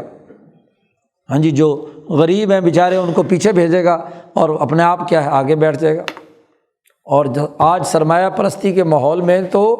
بڑی مسجدوں میں تو ہے ہی، آپ ذرا سرمایہ داروں کی مسجدوں میں جا کر دیکھ لو، لیکن آپ حرم میں حیران ہوں گے کہ حرم میں باقاعدہ مصلے بکتے ہیں، تو جو اگلی صفیں ہیں وہ وہاں کے جو بڑے بڑے عرب اور شہزادے ہیں وہ یا جو مالدار دنیا بھر میں آتے ہیں تو وہ غریب غربے پہلے آ کر نا وہاں بیٹھ کر مصلے پر قبضہ کر لیتے ہیں، اور پھر ان کا ایک نمائندہ پیچھے ہوتا ہے، دیکھتا ہے کہ کون موٹی اسامی آ رہی ہے، تو ظاہر ہے کہ اس موٹی اسامی کو آگے پہنچنا ہے، تو پھر اس سے سودے بازی ہوتی ہے کہ جی فلانی جگہ پہ مصلی ہے اور اتنے ریال میں ملے گا، 500 ریال میں، 1000 ریال میں، جمعے کا دن ہے تو اگلے صف میں تمہیں پہنچنا ہے، تو وہاں کا مصلی وہ پھر سودا کر کے وہاں لاتا ہے، گاہک کو آگے کھڑا کرتا ہے اور مصلی۔ اس لیے آپ دیکھیں گے کہ وہاں جو طاقتور قسم کے لوگ ہوتے ہیں نا آگے بیٹھے ہوئے، وہ کسی غیر کو اگر طواف کر بھی رہا ہو، کسی غیر کو ان مصلوں کے قریب بھی پھٹکنے نہیں دیتے، دھکے دے کر پیچھے پہنچا دیتے ہیں طواف کے اندر بھی۔ تو یہ غلط بات ہے کہ کسی کو کسی جگہ پر اٹھانا، لِأَنَّهَا مِمَّا يَفْعَلُهُ، شاہ صاحب کہتے ہیں اس لیے کہ یہ کام جاہل لوگ بہت کثرت سے کرتے ہیں، يَفْعَلُهُ الْجُهَّالُ كَثِيرًا، اور وَيَحْصُلُ بِهَا، اور اس کے ذریعے سے تو لوگوں کے درمیان فساد اور افتراق پیدا ہوتا ہے، پھر جھگڑے پیدا ہوتے ہیں۔ اگر برابر کی چوٹ ہو، اس کو آپ نے اٹھانے کی کوشش کی ہے تو پھر ظاہر جھگڑا ہوگا۔ وہ کہے گا میں بڑا چودھری ہوں، میں کیسے پیچھے جاؤں، جی وہ کہے گا میں بڑا چودھری ہوں، تو جھگڑے پیدا ہوں گے۔ اور اسی سے سینوں میں حسد اور کینہ پیدا ہوتا ہے، جو اجتماع کے قطعی منافی ہے۔ اس لیے اجتماع میں جہاں آدمی کو جگہ ملے، شروع سے ہی مل مل کر پہلے بیٹھے، اور جس کو جہاں بھی جگہ ملے اسے وہیں پیچھے۔ اب حضرت عثمان کو جگہ ملی جوتوں میں آخر میں، تو وہیں بیٹھ گئے۔ جی یہ نہیں کہا کہ جی میں ہاں جی سینئر آدمی ہوں تو مجھے کیا ہے جگہ عمر کے پاس جا کر امام کے قریب ملنی چاہیے، تو یہ بات مناسب نہیں ہے۔ پھر نبی اکرم صلی اللہ علیہ وسلم نے جمعے کی جس نے کامل طریقے سے ادا کیا اس کا ثواب بھی بیان فرمایا کہ من ادى الجمعہ کاملۃ موفرۃ بآدابہا۔ نبی اکرم صلی اللہ علیہ وسلم نے فرمایا کہ ایک جمعے اور دوسرے جمعے کے درمیان اگر لوگوں نے ان دونوں جمعوں کو تمام آداب کے ساتھ، پوری اجتماعی تقاضوں کے ساتھ، اجتماعی نصیحت کے ساتھ گزار لیا تو درمیان میں جتنا بھی 6 دن ہیں ان کے گناہ معاف کر دیے جائیں گے۔ لأنہ مقدار صالح، اس لیے کہ یہ ایک مقدار صالح ہے، مناسب ہے کہ جس میں نور کا دریا میں غوطہ زن ہونے کا موقع ملا، اور مسلمانوں کی دعا ملی ہے، مسلمانوں کی صحبت ملی ہے کہ جمعے کے دن ایک بڑے اجتماع میں شریک ہوئے اور نصیحت اور ذکر کی برکت وغیرہ ملی ہے، تو اس کے نتیجے میں درمیان کے جو چھوٹے موٹے گناہ ہیں ہاں جی وہ معاف ہو جاتے ہیں۔ اجتماعیت کے دونوں تقاضے پورے کیے، اور پورے 6 دن بھی اجتماعیت کے تقاضے تو پورے کیے، لیکن غفلت سے کوئی چھوٹے موٹے گناہ بھول چوک کر ہو گئے تو وہ معاف کر دیے جاتے ہیں۔ اور پھر نبی اکرم صلی اللہ علیہ وسلم نے جمعے کی اسی اہمیت کی وجہ سے ہی تبکیر کے بھی درجات بیان کیے کہ جو جتنی جلدی صبح آئے گا اس کا اتنا ہی درجہ بلند ہوگا اور جو اس پر اجر مرتب ہوگا۔ مثلاً حضور نے فرمایا کہ جو طلوع آفتاب کے فوراً بعد جامع مسجد میں آ گیا تو ایسا ہی ہے جس نے اونٹ ذبح کیا اللہ کے راستے میں، جو 10 بجے آیا گویا کہ گائے ذبح کی، اور جو اس کے بعد آیا اس نے مینڈا ذبح کیا، اور آخری وہ ہے جس نے کیا ہے مرغی ذبح کی۔ ہاں جی تو وَتِلْكَ السَّاعَاتِ، یہ مختلف حضور نے بیان فرمائے، أَزْمِنَةٌ خَفِيفَةٌ مِّن وَقْتِ وُجُوبِ الْجُمْعَةِ إِلَىٰ قِيَامِ الْخُطْبَہ،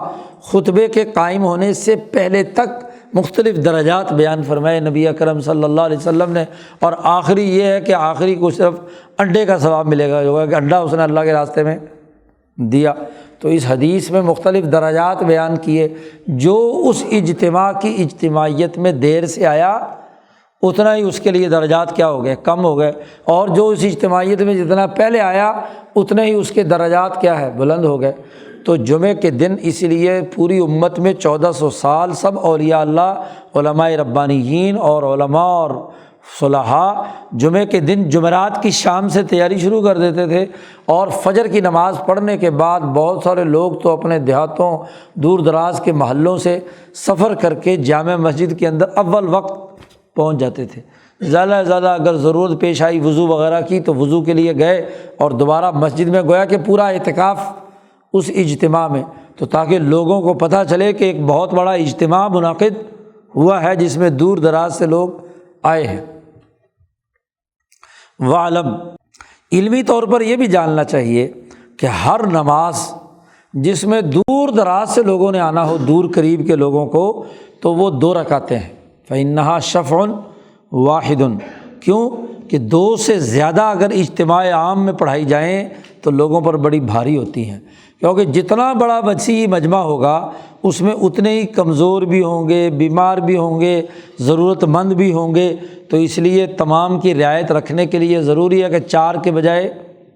2 رکعت پڑھی جائیں۔ دیکھو نماز استسقاء میں، نماز جمعہ میں، نماز عیدین میں ہاں جی 2 ہی کیا رکعتیں رکھی گئی ہیں۔ اور یہ بھی لازمی ہے کہ اس میں جہری قرات کی جائے، بلند آواز سے قرات کی جائے، گو دن کی نماز ہے لیکن جہری قرات کا حکم دیا گیا کیونکہ مجمع عام ہے تو دور تک لوگوں کو قرآن حکیم سنائی دے، تاکہ ان کو قرآن میں تدبر کا موقع ملے اور کتاب اللہ کی عظمت ان کے سامنے واضح ہو جائے۔ اور ہر ایسی جو دور دراز سے لوگوں کا اجتماعات ہیں ان میں نماز کے ساتھ خطبہ بھی لازمی رکھا گیا، جیسے عیدین میں، جمعے میں خطبہ بھی لازمی رکھا گیا تاکہ جاہلوں کو تعلیم و تربیت دی جائے، ان کو علم دیا جائے، اور جو عالم بھی ہے اور ذہن میں غفلت سے بھول بھی گیا ہے تو اس کو دوبارہ یاد کرا دیا جائے کہ یہ مسئلے ہیں، یہ علم ہے، یہ تعلیم ہے، یہ اس کے پاس آ جائے۔ نبی اکرم صلی اللہ علیہ وسلم کی سنت ہے جمعے کے دن 2 خطبے پڑھنا، خطبہ بھی ایک نہیں ہوگا، 2 خطبے ہوں گے، اور دونوں خطبوں کے درمیان بیٹھنا بھی چاہیے، یجلس بینہما، ان دونوں کے درمیان، تاکہ مقصد پورے طریقے سے پورا ہو جائے، کیونکہ ایک ہی خطبہ اور بہت لمبا ہو تو بسا اوقات مقصد پورا نہیں ہوتا۔ مع استراحت الخطیب، دوسرا یہ بھی ہے کہ 2 خطبوں میں درمیان میں بیٹھنا اس لیے بھی ہے کہ خطیب صاحب کو بھی کوئی آرام مل جائے کہ وہ بھی بول بول کے تھک چکے ہیں، تو چلو کچھ نہ کچھ وقفہ ہو تو تھوڑی دیر استراحت فرما لیں اور دوبارہ کھڑے ہو کر دوبارہ جو ہے اپنا خطبہ ارشاد کریں۔ اور وَتَتْرِيَةِ نِشَاطِهِ وَنِشَاطِهِمْ، وقفے کے بعد اگر گفتگو کی جائے تو بولنے والے کے لیے بھی آسانی ہوتی ہے اور سننے والوں کے لیے بھی آسانی ہوتی ہے کہ وقفے کے بعد گفتگو ہو رہی ہے۔ خطبے کی سنت یہ بھی ہے کہ پہلے الحمدللہ پڑھے، جو خطبہ مسنونہ ہے، درود بھیجے نبی اکرم صلی اللہ علیہ وسلم پر، اور تشہد پڑھے کہ اشہد ان لا الہ الا اللہ و اشہد ان محمد رسول اللہ، یا نشہد وغیرہ وغیرہ، یعنی شہادت، کلمہ شہادتین ادا کرے، اور پھر ایک کلمہ فصل بھی لائے کہ اما بعد۔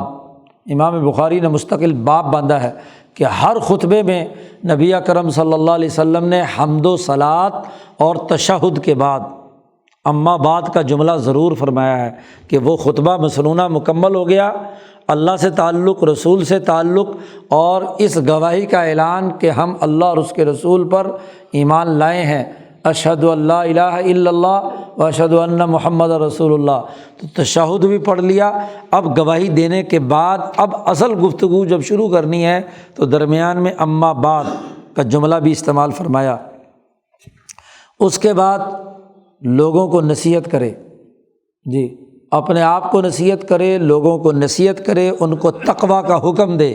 کہ متقی بنے، اور دنیا کے وہ کام جن سے دنیا میں عذاب آتا ہے ان سے ان کو روکے،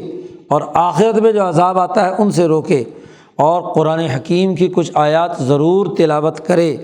اور تمام مسلمانوں کے لیے دعا بھی کرے کہ اللہ تبارک و تعالیٰ ان کی مغفرت فرمائے۔ تو یہ خطبے کی سنتیں ہیں خطیب کے لیے کہ ان امور کو سامنے رکھ کر خطبہ پڑھے۔ اس کا سبب یہ ہے کہ جب کوئی بھی نصیحت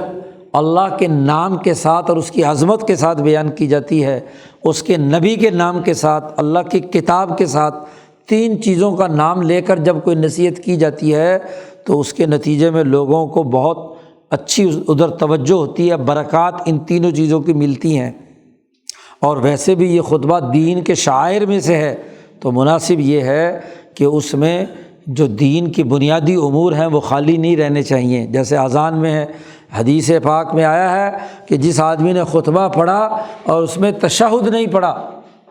یعنی اس میں اللہ اور اس کے رسول کے لیے گواہی کا اعلان نہیں کیا، تو اس نے گویا کہ ایک ایسا جیسا ہاتھ کٹا ہوا ہاتھ، یا مجذوب کوڑی کے مرض میں مبتلا ہاتھ، ید الجزما۔ شاہ صاحب کہتے ہیں یہ بھی امت کے اندر تلقی معنوی، یعنی پورے 1400 سال کے تسلسل سے یہ بات بھی امت کے اندر درجہ بدرجہ ہر زمانے میں جاری رہی ہے، اگرچہ الفاظ تو اس کے مروی نہیں ہیں کہ انہ یشترط فی الجمعہ، جمعے کی جماعت، جمعے کے لیے جماعت بھی لازمی ہے، ایک اکیلا جمعہ نہیں پڑھ سکتا، اور دوسرا نوع من التمدن، شہریت اور مدنیت ہونا بھی ضروری ہے، بڑا شہر ہو اس کے اندر کیا ہے جمعہ ہوگا۔ چنانچہ نبی اکرم صلی اللہ علیہ وسلم اور ان کے خلفائے راشدین اور ائمہ مجتہدین رحمہم اللہ وہ شہروں میں جمعہ پڑھتے رہے ہیں، اور دیہاتیوں پر جمعہ پڑھنے پر انہوں نے مواخذہ نہیں کیا،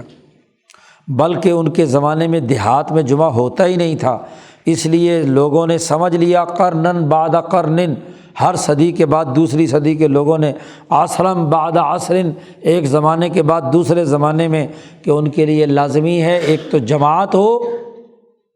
اور دوسرا شہریت اور تمدن ہو۔ اقول، شاہ صاحب کہتے ہیں کہ جب جمعے کی حقیقت دین کی اشاعت ہے پورے شہر میں، تو شہر تو تبھی ہوگا جب شہر میں جمعہ پڑھیں گے،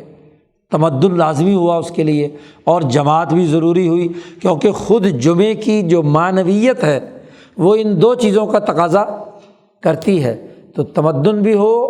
مدنیت بھی ہو، سویلائزیشن بھی وہاں ہو، سرکاری نظام بھی وہاں موجود ہو، سسٹم بھی موجود ہو، اور جماعت بھی ہو۔ اور شاہ صاحب کہتے ہیں کہ والاصح عندی، میرے نزدیک یہ بات کافی ہے۔ یہاں بھی چونکہ اختلاف پایا جاتا ہے امام ابو حنیفہ کے نزدیک کہ ایک تو شہر میں ہو اور دوسرا امام حکمران یا اس کا نائب جمعہ پڑھائے،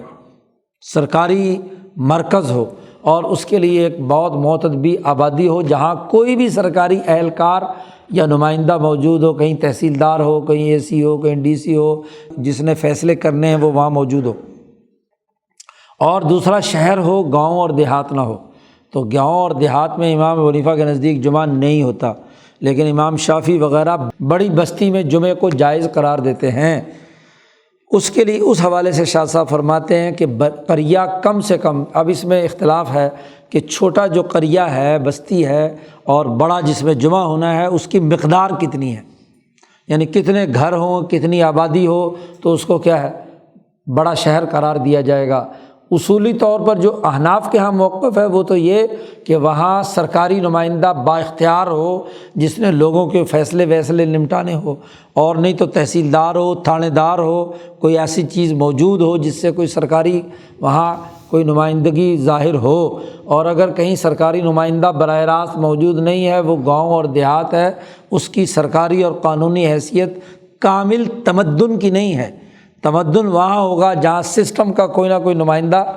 بیٹھا ہو۔ تو شاہ صاحب کہتے عقل ما یقال، کہا گیا ہے کہ قریۃ بستی، اور اس حوالے سے بھی چونکہ بہت ساری روایات ہیں، بعض کو بعض نے ترجیح دی ہے، کہا خمسۃ لا جمعۃ علیہا، افراد کی بات ہے کہ کتنے لوگ کم از کم ہونے چاہیے، 5 کے قریب ایسے لوگ ہوں ان پر جمعہ فرض نہیں ہے۔ خمسۃ لا جمعۃ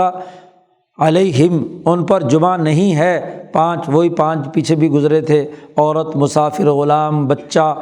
دیہاتی، وہاں دیہاتی کا بھی ذکر کیا ہے، مسافر کے ساتھ ساتھ دیہاتی بھی ہیں، ان کے اوپر جمعہ نہیں ہے۔ اور بعض لوگوں نے اہل بادیہ کو اس میں شمار کیا ہے، دیہاتیوں کو۔ نبی اکرم صلی اللہ علیہ وسلم نے فرمایا کہ کم از کم جمعے کی نماز کے لیے 50 آدمی ہونے چاہیے۔ الجمعۃ علی الخمسین رجلا، شاہ صاحب کہتے ہیں 50 کا مطلب بھی یہ ہے کہ وہاں ایک بڑی بستی ہو، یتقری بہم قریۃ۔ نبی اکرم صلی اللہ علیہ وسلم نے فرمایا جمعہ واجب ہے ہر بڑی گاؤں اور بڑی بستی میں، اور کم سے کم اس کے لیے جماعت کا ہونا ضروری ہے، لحدیث الانفذاز، کہ جن میں جماعت جائز ہو۔ یہاں ایک حدیث کا حوالہ دیا ہے، وہ حدیث ہے جس کا تعلق جمعے کی آیات سے ہے، کہ نبی اکرم صلی اللہ علیہ وسلم مدینہ منورہ میں جمعہ پڑھا رہے تھے، قحط کا، غربت کا زمانہ تھا، کھانے گندم لوگوں کی ختم ہوئی ہوئی تھی، ایک دم قافلہ آ گیا باہر شام سے گندم لے کر، اور قافلے والوں کا تو تقاضا ہوتا ہے کہ جلدی بکے، انہوں نے جمعے سے پہلے ہی اعلان کر دیا کہ جی قافلہ آیا ہے، تو سب دوڑ گئے، یعنی حضور صلی اللہ علیہ وسلم خطبہ دے رہے ہیں، سب دوڑ گئے، قرآن نے کہا ہے وَتَرَكُوكَ قَائِمًا، تو صرف 12 آدمی حضور کے ساتھ رہ گئے، 4 خلفائے راشدین اور 8 آدمی ان کے ساتھ، بس باقی سب آپ کے پاس سے کیا ہے چلے گئے، اور 12۔ تو وہاں اللہ پاک نے بڑی سخت تنبیہ، چونکہ پہلا مرحلہ تھا، پہلی دفعہ ان سے غلطی ہوئی، تو قرآن حکیم نے تنبیہ کی کہ یہ بات نہیں ہے۔ نودی للصلاۃ یوم الجمعۃ فاسعوا الی ذکر اللہ وذروا البیع، فوری طور پر خرید و فروخت چھوڑ دو اور مسجد میں جمعے میں آؤ اجتماعیت میں۔ ہاں نماز مکمل ہو جائے تو پھر چاہے قافلہ آیا ہو کچھ بھی آؤ تو وہاں چلے جاؤ۔ تو اس واقعے کے وقوع پذیر ہونے کے بعد جمعے کی فرضیت کا قانون، واجب ہونے کا قانون لازم ہوا۔ فَإِذَا حَصَلَ ذَلِكَ وَجَبَتِ الْجُمْعَةُ۔ حدیث الانفضاض سے شاہ صاحب نے یہ استدلال کیا ہے کہ دیکھو سب بھاگ گئے تھے، 12 رہ گئے، تو حضور نے 12 کی جماعت کرائی، تو گویا کہ وہ لوٹ کر نہیں آئے تھے۔ بہرحال اس روایت میں کئی مختلف طریقے بھی ہیں۔ بعض لوگوں نے کہا کہ جمعہ کی نماز پہلے حضور پڑھا چکے تھے، خطبہ بعد میں ارشاد فرمایا۔ پہلے شروع زمانے میں جمعہ نماز پہلے ہو جاتی تھی، خطبہ بعد میں ہوتا تھا، اس لیے نبی اکرم صلی اللہ علیہ وسلم ابھی خطبہ دے رہے تھے، نماز پڑھ چکے تھے، اس لیے لوگ چلے گئے۔ بعض روایات سے یہ معلوم ہوتا ہے، لیکن بات چونکہ کلیئر نہیں ہے تو یہاں استدلال انہوں نے یہی کیا ہے کہ جمعہ عام طور پر بعد میں پڑھایا جاتا ہے، خطبہ پہلے دے رہے تھے، تو اس سے معلوم ہوا کہ وہ نہیں بھی آئے تو 12 کو ہی جماعت کرا دی نبی اکرم صلی اللہ علیہ وسلم نے، تو جماعت ہو جانی چاہیے۔ تو بہرحال احادیث سے مختلف استدلالات کیے گئے ہیں۔ شاہ صاحب کہتے ہیں بڑی بنیادی سی بات یہ کہ فَإِذَا حَصَلَ ذَلِكَ، جب ایک شہر ہو اور جماعت ممکن ہو تو جمعہ واجب ہے۔ جس آدمی نے بھی جمعے سے پیچھے رہ کر اکیلے نماز پڑھی فَهُوَ الْآثِمُ، وہ گناہ گار ہے۔ وَلَا يَشْتَرِطُ 40، 40 کا ہونا کوئی لازمی شرط نہیں ہے۔ اور یہ بات بھی لازم ہے کہ حکمران زیادہ حقدار ہیں نماز کو قائم کرنے کے لیے، کہ ان کو نماز قائم کرنا چاہیے۔ یہی حضرت علی رضی اللہ تعالیٰ عنہ کا قول ہے کہ 4 باتیں حکمران کے ساتھ خاص ہیں: قصاص لینا، جنگ لڑنا، اور حد جاری کرنا، اور جمعہ پڑھانا۔ یہ اگر حکمران ہے تو حکمران کی ذمہ داری ہے، مسلمان حکمران کی، کیونکہ ہر آدمی اگر قصاص لینے لگے تو پھر تو انارکی پیدا ہو جائے گی۔ ہر آدمی دوسرے پر حد لگانے لگے تو کوئی بھی نہ بچے۔ ہر مولوی جمعہ پڑھانے لگے تو پھر تو یہی ہوگا جو آج ہو رہا ہے، فرقہ واریت، گروہیت۔ اس لیے اجتماع کی اجتماعیت کو لازمی کرنے کے لیے ضروری